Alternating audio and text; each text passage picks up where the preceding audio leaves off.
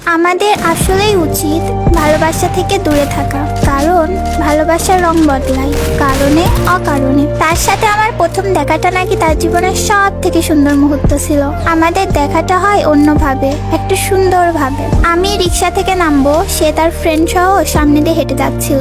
লাল কালারের একটা ড্রেস পরেছিলাম আমি, করোনাকালীন সময় সে কারণে মাস্ক পরেছিলাম। সে নাকি আমার চোখের মায়ে পড়ে যায়, তাকেও ছিল কয়েকবার। আমিও তাকিয়েছিলাম, কারণ অনেক আগে থেকে আমার ফ্রেন্ড লিস্টে ছিল সে। আমি হুট করে দেখে তাকে চেনার চেষ্টা করছিলাম, পারিনি। তারপর সে প্রতিদিন আমার প্রাইভেটের টাইমে দাঁড়িয়ে অপেক্ষা করতো আমার জন্য। আমারও ভালো লাগতো ব্যাপারটা। তারপর তার সাথে অনেক কথা হয় আমার। সেও বেশি সময় নেয় না, কিছুদিনের মধ্যে আমাকে জানায় সে আমাকে ভালোবাসে। প্রথম দিন পরি দেখেই সে ভালোবেসে ফেলেছে। আমি রাজি হইনি, কিন্তু মনে মনে অনেক পছন্দ করতাম, কিন্তু বুঝতে দিতাম না। সেও হাল ছাড়েনি, আমরা কথা বলা বন্ধ করিনি।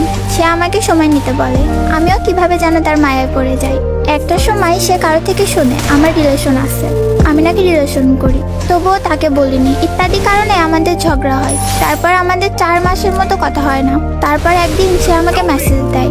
তারপর দূরত্ব যেন আমাদের মধ্যে ভালোবাসাটা আরো বাড়িয়ে দেয়। সবকিছু ঠিকঠাক ভাবে চলে। তারপর করোনার পর সব প্রতিষ্ঠান খুলে দেয়। সে তার কলেজে ঢাকায় চলে যায়। ওই দিন ফার্স্ট কান্না করছিলাম, বুঝতে দেয়নি তাকে, তবুও সে কিভাবে যেন বুঝে যায়। আমাকে বলে, পাগলি কান্না করো না, আমি আসতেছি কিছুদিন পরেই। তখনও তাকে ভালোবাসি বলিনি, কিন্তু সে বুঝতো আমি তাকে ভালোবাসতাম। আমি যেভাবে চাইতাম, যা বলতাম, সে মেনে নিত। এসব দেখে আরো বেশি মনে ধরে যায় সে। 3-4 দিনের ছুটি পেলেই আসতো শুধু আমাকে দেখার জন্য। দেখা করতাম, সুন্দর সময় কাটতো আমাদের। প্রতিবার সে যাওয়ার দিন আমি অসুস্থ হয়ে যেতাম। সবকিছু ঠিকভাবেই চলে। ঢাকায় যাওয়ার পরও আমাদের মাঝে মাঝে ঝগড়া হতো। 1 থেকে 2-3 মাস কথা হতো না। অনেক ছেলে আমাকে চাইতো, সে ভয় পাইতো যদি ছেড়ে যায়। জেলাসি কাজ করতো তার মধ্যে। আমি তাকে বুঝাইতাম, দেখো আমাদের মাঝে অনেক ঝগড়া হয়, কথা হবে না অনেক দিন, কিন্তু তার মানে এ না যে আমি তোমাকে ছেড়ে যাব। সে তবুও ভয় পেত। আমাকে ভালোবাসতো অনেক, আমার সব ইচ্ছাগুলো পূরণ করতো। আমার বাচ্চার মতো বিহেভে বিরক্ত না হয় আরো বেশি ভালোবাসতো আমাকে। আমার প্রতি তার এসব কেয়ার, ভালোবাসা সবকিছু দেখে খুব বাজেভাবে আসক্ত হয়ে যায় আমি তার প্রতি। ভালোবেসে ফেলি খুব করে। তাকে কখনো সরাসরি ভালোবাসার কথা বলিনি, কারণ সে বুঝতো আমাকে খুব। সেই একজনই ছিল জীবনে। খুব পাকাতারা ভাবে কথা বলতাম তার সাথে, সেও মানিয়ে নিত। আমার ভালো লাগতো তার ভালোবাসা দেখে। আচ্ছা যাক সেসব কথা। তারপর একদিন হুট করে আমাদের মাঝে সামান্য কারণে কথা কাটাকাটি হয়, আবার কথা বলা বন্ধ হয় আমাদের। এর মাঝখানে সে নাকি নতুন করে সবকিছু গুছিয়ে নেয়। ফেসবুক অ্যাকাউন্ট খুলে অনেক মেয়েদের সাথে কথা বলে। আমিও নজর রাখতাম একটু একটু করে। যখন তার একদম চেঞ্জ বুঝতে পারি, কান্না করতাম খুব। আমার কান্না দেখে সে আমার সাথে কন্ট্যাক্ট করে, আর আমার মুখের উপরে বলে দেয় আমার মতো হাজার হাজার মেয়ে নাকি এখন তার জীবনে আছে। আগে কেউ ছিল না, ওই জন্য আমাকে নিয়ে পড়েছিল। এখন অনেকেই আছে তার জীবনে। তারপরে আমাদের কথা হয় চ্যাটিংয়ে। সে আমার নামে নানা রকম বাজে মন্তব্য করতে থাকে, ব্লেম করতে থাকে আমাকে অবাক করে দেয় একদম।